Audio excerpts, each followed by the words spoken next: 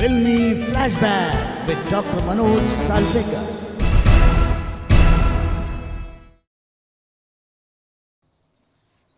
नमस्कार। फिल्मी flashback with doctor Manoj सालपेकर में फिर एक बार आप सभी का स्वागत है, जहां जाना अनजाना फिल्मी यादों का खजाना छुपा हुआ है। दोस्तों, आज हम कुछ ऐसी बात करने वाले हैं जो आप और हम के जीवन में हमेशा हम सभी लोगों को बड़ी सताती है, और वो ये है कि बहुत से कुछ फिक्स स्टैंडर्ड्स हैं, कुछ ऐसे पैरामीटर्स हैं जिसको मान करके हम चलते हैं कि वो हमारे पास में है तो हम किसी एक चीज़ में सफल होंगे, अगर वो नहीं है तो वो फील्ड हमारे काम का नहीं है। यानी कि हम बात कर रहे हैं फिल्मों की, और फिल्मों में अगर आप काम करना चाहते हैं, अभिनेता बनना चाहते हैं, तो आपका चेहरा मोहरा बहुत खूबसूरत होना चाहिए, आपका रंग रूप बहुत अच्छा होना चाहिए। ये सारी मान्यताएं हैं, लेकिन इन सारी बातों को तोड़ते हुए सफलता की कामयाबी पर पहुंचने वाले एक अभिनेता की हम आज बात कर रहे हैं, जिसका नाम था ओम प्रकाश पुरी, जिसे हम ओम पुरी के नाम से जानते हैं। एक ऐसा बच्चा जिसने बचपन से आखिरी तक सिर्फ संघर्षों का सामना किया। वो जब बहुत छोटे थे तब उनके पिता जो आर्मी में काम किया करते थे, वो परिवार के लिए आर्मी की नौकरी छोड़कर रेलवे में उन्होंने एक नौकरी पकड़ ली, और वहाँ पर उन पर सीमेंट खरीदी के कुछ काम में घोटाला सामने आया, उनका नाम उसमें पकड़ा गया, उन्हें बदनाम किया गया, उन्हें नौकरी से तो निकाला ही गया बल्कि उन्हें जेल में डाल दिया गया, परिवार की आवक बंद हो गई। और ये पूरे संकट को झेलते झेलते उनकी माँ यानी कि ओम पुरी साहब की माँ पागल हो गई, उन्हें पागल खाने में भर्ती करना पड़ा। परिवार पूरी तरह से बिखर गया, दोनों भाई रास्ते पर आ गए और अपनी उपजीविका के लिए उन्हें काम करना पड़ा। ओम पुरी साहब एक चाय की दुकान में चाय के कप धोया करते थे। थोड़े दिनों बाद वहाँ से एक ढाबे पर उन्होंने नौकरी पकड़ ली, जहाँ पर वो बर्तन धोया करते थे। उस ढाबे से भी उन्हें नौकरी से निकाल दिया गया, क्योंकि रात बेरात वो काम होता था, और रात को ओम पुरी को नींद आ जाया करती थी। काम करते करते उन्हें जब नींद लगने लगती थी, इसलिए उन्हें वहाँ से भी निकाल दिया गया। ऐसा करते करते ओम पुरी साहब ने अपनी पढ़ाई का भी बंदोबस्त कर लिया। खुद कमाते थे और पढ़ाई करते थे। जब वे कॉलेज में पहुँचे तो वो दिन भर नौकरी किया करते थे और रात का कॉलेज किया करते थे, नाइट कॉलेज जिसे हम कहते हैं। दिन भर एक स्कूल में लैब अटेंडेंट के रूप में काम किया करते थे। कॉलेज में रहते समय एक अभिनय की प्रतियोगिता, एक नाटक प्रतियोगिता थी, उसमें उन्होंने भाग लिया और बहुत अच्छा अभिनय किया। हालांकि उन्हें अभिनय का कोई बहुत शौक़ वगैरह नहीं था, वो तो बचपन से ही आर्मी में जाना चाहते थे। वे जब भी किसी आर्मी वाले आदमी को देखते थे, फ़ौज का ड्रेस पहना हुआ आदमी देखते थे, पूरे रोमांचित हो जाते थे और उनमें उनका हीरो नज़र आता था, उन्हें उनका भविष्य नज़र आता था। लेकिन चूंकि इस ड्रामा कंपटीशन में जब उन्होंने काम किया, उनका अभिनय बहुत सराहा गया, पुरस्कार मिला, तो ये ड्रामा करने वाले लोगों ने उन्हें प्रोत्साहित किया कि वे इस कंपनी में काम करें, और भले ही दिन भर जो वो कॉलेज नहीं किया करते थे, अब दिन भर का कॉलेज करें और रात को ड्रामा कंपनी में आए, ताकि उन्हें तनख्वाह भी मिल सके और खर्चा भी निकल सके। जब नाटकों में ओम पुरी साहब ने काम करना शुरू किया, तो धीरे धीरे ज़िंदगी का वो तजर्बा जो था उनका, जिन चीज़ों को वो देखा करते थे, उन्हें अभिव्यक्त करने का एक सशक्त माध्यम उस नाटक के माध्यम से उन्हें नज़र आया। और इसीलिए उनका धीरे धीरे शौक़ ये फ़ौज से निकलकर नाटकों की ओर बढ़ने लगा। उन्होंने NSD यानी national schools of drama join किया। वहाँ से निकलने के बाद वे नाटकों की दुनिया में प्रवेश करना चाहते थे, लेकिन चूंकि नाटकों में बहुत ज़्यादा पैसा नहीं मिलता था, वैसे भी दिल्ली और उत्तर भारत में नाटक पैसे देखकर देखने वाले लोगों की कमी है। अगर हम तुलना करें तो महाराष्ट्र या बंगाल इस भाग में या गुजरात में लोग पैसे देकर नाटक देखते हैं, लेकिन नाटकों पर उपजीविका चले ये भी बड़ा मुश्किल था। ओम पुरी साहब के उस ज़माने के एक मित्र हुआ करते थे, जो बाद में ज़िंदगी भर उनके मित्र बने रहे, जिनका नाम था नसीरुद्दीन शाह। और उनकी प्रेरणा से film and television training institute में ओमपुरी साहब ने एडमिशन ली। दोस्तों, ओमपुरी साहब का चेहरा किसी भी सूरत अभिनेता बनने लायक नहीं था। गरीबी सर पर मंडरा रही थी, फीस भरने के लिए पैसे नहीं थे। ये तो और इंटरव्यू में जाने के लिए एक अच्छा सा शर्ट भी उनके पास नहीं था। किसी तरह दोस्तों की मदद से वो वहाँ पहुँचे।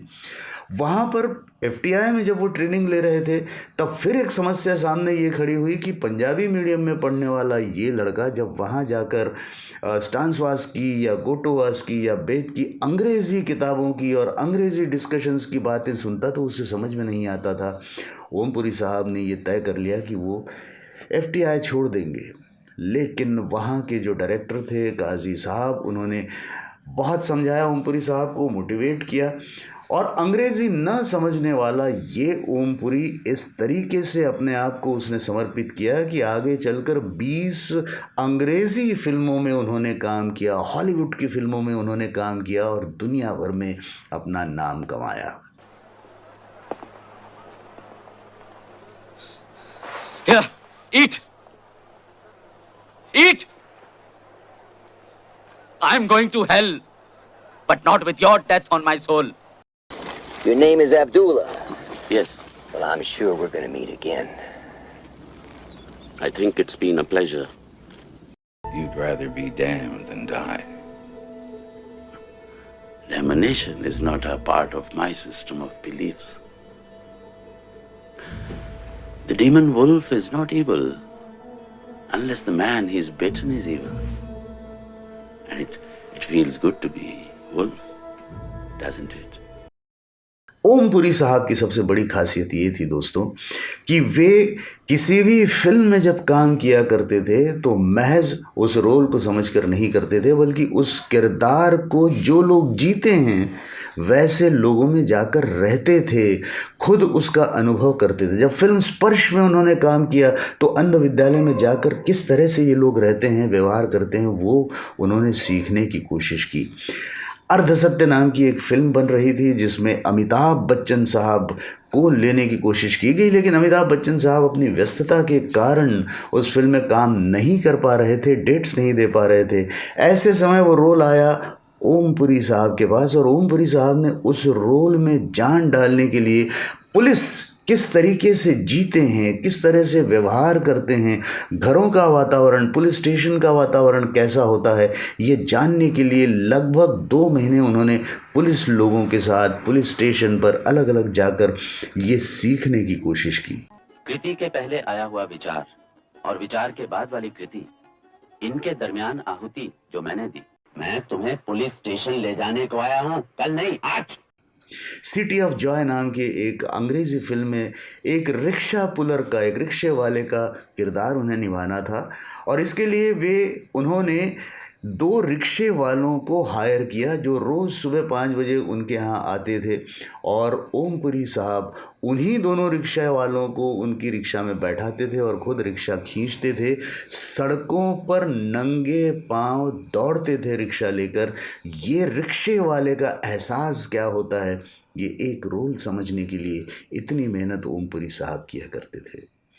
दोस्तों, ओमपुरी ने अपनी ज़िंदगी में लगभग 250 फिल्मों में काम किया। 35 वर्षों का उनका एक लंबा सफ़र फिल्मों का रहा। 1991 में उनका विवाह हुआ सीमा कपूर जी के साथ, लेकिन दुर्भाग्य देखिए कि वो विवाह भी टिक नहीं सका। मात्र 8 महीने के बाद दोनों अलग हो गए। उसके बाद उनका विवाह हुआ नंदिता पुरी नाम की जानी मानी जर्नलिस्ट के साथ। लेकिन एक लंबे समय तक साथ रहने के बाद नंदिता पुरी जी ने अनलाइकली हीरो ओमपुरी नाम की एक किताब ओमपुरी जी के जीवन पर लिखी और उस किताब में कुछ अंतरंग बातें ऐसी लिखी गईं जो ओमपुरी साहब को पसंद नहीं आई और उसके बाद उनमें काफ़ी वैमनस्य निर्माण हुआ, काफ़ी फूट निर्माण हुई, यहाँ तक कि ओमपुरी साहब की कंप्लेंट भी कर दी गई और 2013 में डाइवोर्स यानी कि दोनों अलग अलग हो गए। ओमपुरी साहब एक चीज़ माना करते थे कि ज़िंदगी में जो प्रोफेशन उन्होंने चुना हुआ है वो प्रोफेशन सिर्फ पेट भरने के लिए नहीं बल्कि अपने आप को एक्सप्रेस करने का सबसे अच्छा माध्यम है। और वो बहुत ही रियलिस्टिक व्यक्ति थे। वे जानते थे कि ये अभिनय की जो दुनिया है, ये दुकान जो है, ये बहुत ज़्यादा दिन चलने वाली नहीं है। और वो ये सोचते थे कि इसके बाद वो एक ढाबा खोल देंगे, क्योंकि खुद एक अच्छे कुक भी थे। वो एक बहुत ही ज़बरदस्त अभिनेता जिनकी अर्धसत्य हो, स्पर्श हो, पार हो, कितनी सारी फिल्में हैं, आक्रोश हो, कितनी सारी फिल्मों की फहरिस्त है जिन्हें देखने के बाद ऐसा लगता है कि क्या अभिनय था ओमपुरी साहब का। लेकिन सिर्फ ऐसा ही नहीं, बल्कि जाने भी दो यारों की भी अगर हम बात करते हैं, चाची 420 की हम बात करते हैं, तो वो रियलिस्टिक कॉमेडी फिल्म्स जो कि ओमपुरी साहब ने की हैं, उनकी भी याद को भुलाया नहीं जा सकता। ओमपुरी साहब की सबसे मज़े की बात यह थी कि उनकी जन्मतिथि ही किसी को पक्की तरह से याद नहीं थी। 9 मार्च उनकी जन्मतिथि उनके मामा ने कह दिया और 9 मार्च उनकी जन्मतिथि हो गई। लेकिन बाद में ओमपुरी साहब को याद आया कि उनकी माँ ने कभी ये कहा था कि दशहरे के दूसरे दिन तुम्हारा जन्म हुआ था। तो 1950 के दशहरे के दूसरे दिन यानी कि 16 अक्टूबर ये उनका जन्मदिन फाइनली माना गया। 1917 की शुरुआत के ही दिनों यानी 6वें दिन जनवरी महीने के ओमपुरी साहब को एक हार्ट अटैक आया और वो इस दुनिया को छोड़कर चले गए। लेकिन छोड़कर गए एक बहुत बड़ी विरासत अभिनय की और ढेर सारा प्यारा प्यारा किरदार जो उन्होंने फिल्मों में निभाया।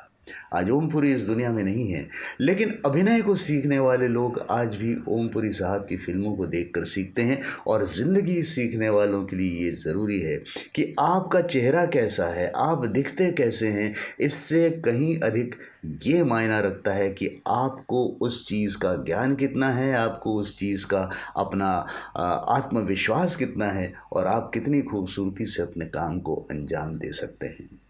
दोस्तों, हम ओमपुरी साहब को नमन करते हैं और उनका ये जो अभिनय है इससे लोग काफ़ी चीज़ें सीखे, यही दुआ करते हैं। अब बारी है एक सवाल की, और एक बड़ा ही आसान सा सवाल आज हम आपसे पूछने वाले हैं कि एक बड़ा फेमस डायलॉग था ओमपुरी साहब का, जय राधा माधव। जय राधा माधव ये किस फिल्म में उनका तकिया कलाम था, ये आपको बताना है। हमें पता है कि बहुत सारे लोग इसका उत्तर दे सकते हैं, तो कृपया अपने कमेंट बॉक्स में ज़रूर हमें ये लिखकर भेजिए। लाइक कीजिए, शेयर कीजिए, सब्सक्राइब कीजिए। और एक और चीज़, पिछले हफ्ते का सवाल जो कि संगीतकार रवि के ऊपर आधारित था कि रवि साहब को दक्षिण भारत में किस नाम से जाना जाता था। रवि साहब को दक्षिण भारतीय फिल्मों में बॉम्बे रवि के नाम से जाना जाता था। तो दोस्तों, आज की इस बातचीत को यहीं पर रोकते हैं और अगले हफ्ते मिलेंगे फिर खूबसूरत सी किसी बात को लेकर, उस कार्यक्रम में जो है आपका ऑर्गेनिक ऑथेंटिक इंफोटेनमेंट फिल्मी फ्लैशबैक विद डॉक्टर मनोज सालपेकर।